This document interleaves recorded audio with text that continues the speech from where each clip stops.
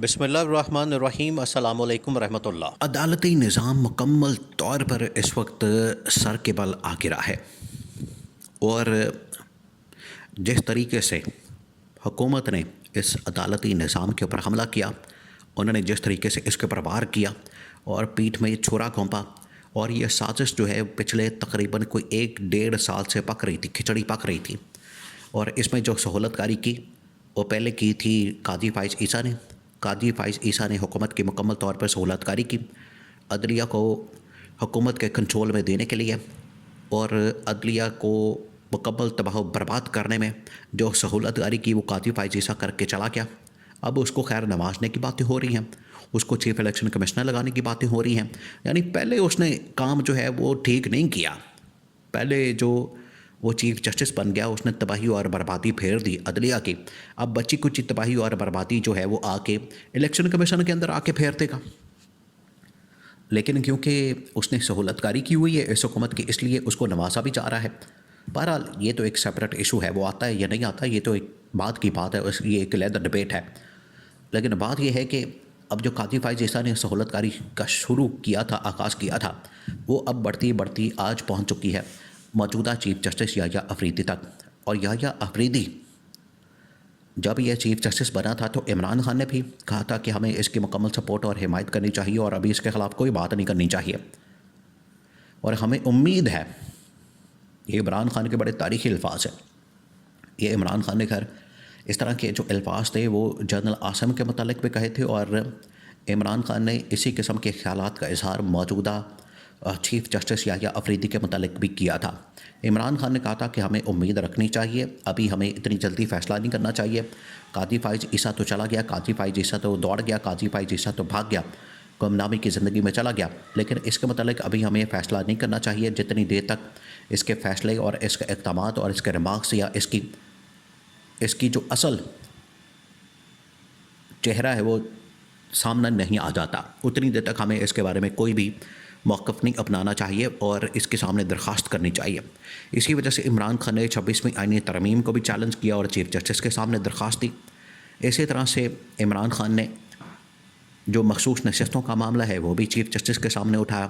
جو 8 فروری کے انتخابات کا معاملہ تھا وہ بھی چیف جسٹس کے سامنے اٹھایا۔ تو عمران خان نے تو بڑی امید کے ساتھ عمران خان نے تو بڑے بھرم کے ساتھ جو ہے وہ سارے معاملات چیف جسٹس کے سامنے رکھے تھے، لیکن چیف جسٹس نے آخرکار آج آ کر ساری سہولت کاری کھول کے رکھ دی کہ کس طریقے سے 26ویں آئینی ترمیم کے ایک بینیفیشری کے طور پر یحییٰ افریدی کو نوازا گیا۔ بہرحال اس کے بعد معاملہ آ جاتا ہے جوڈیشل کمیشن کا۔ جوڈیشل کمیشن اصل میں اب ایک طاقتور اور بڑا ہی مضبوط قسم کا پلیٹ فارم بن چکا ہے، فورم بن چکا ہے سپریم کورٹ پاکستان کے اندر، جو یہ فیصلے کرتا ہے کہ کون سا جج کہاں لگانا ہے، کس وقت لگانا ہے، کس کو کہاں فٹ کرنا ہے، اور کون سا جو کیس ہے وہ کون سے بینچ کے سامنے لگانا ہے۔ اس وقت واضح طور پر ڈویژن نظر آ رہی ہے آئینی بینچ کے اندر اور ریگولر بینچ کے اندر۔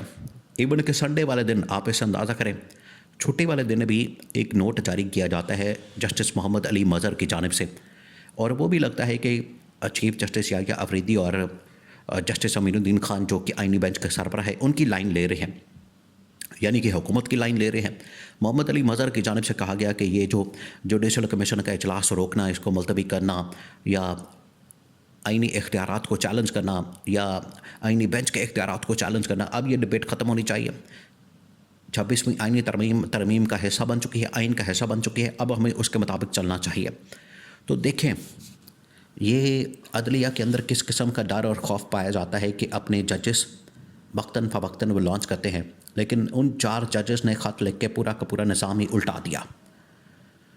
اور آئینی ترمیم ہی الٹا دی۔ آئینی ترمیم کو جس طریقے سے چیلنج کیا گیا ان 4 ججز کی جانب سے جنہوں نے خط لکھا،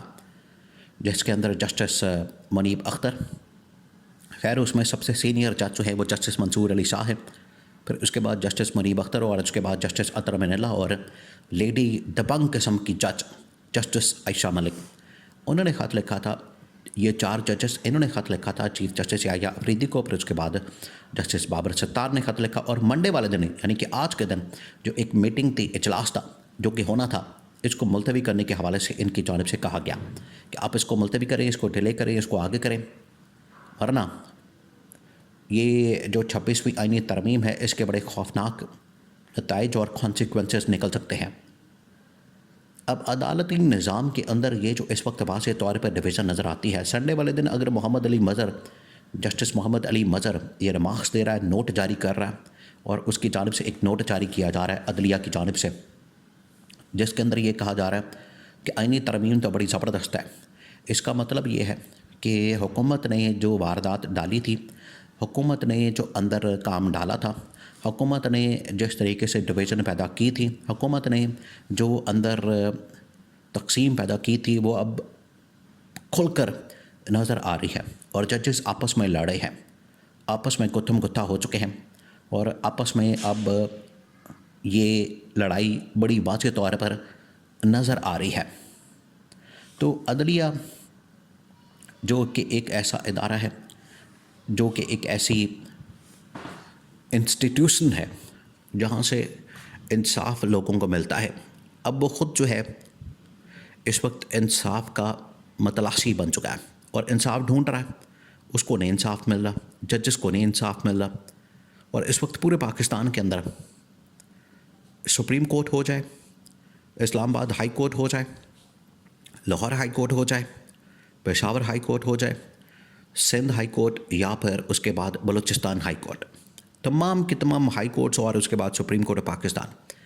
اس کے اندر ججز کی جو مینپولیشن ہو رہی ہے اور جس طریقے سے مینپولیٹ کر کے ججز کی تعیناتیاں ہو رہی ہیں، اس نے پورے کے پورے عدلیہ کے نظام کو تباہ و برباد کر دیا۔ اور کس وجہ سے کیا گیا، آپ یہ وجہ سنیں۔ وجہ صرف ایک ہے،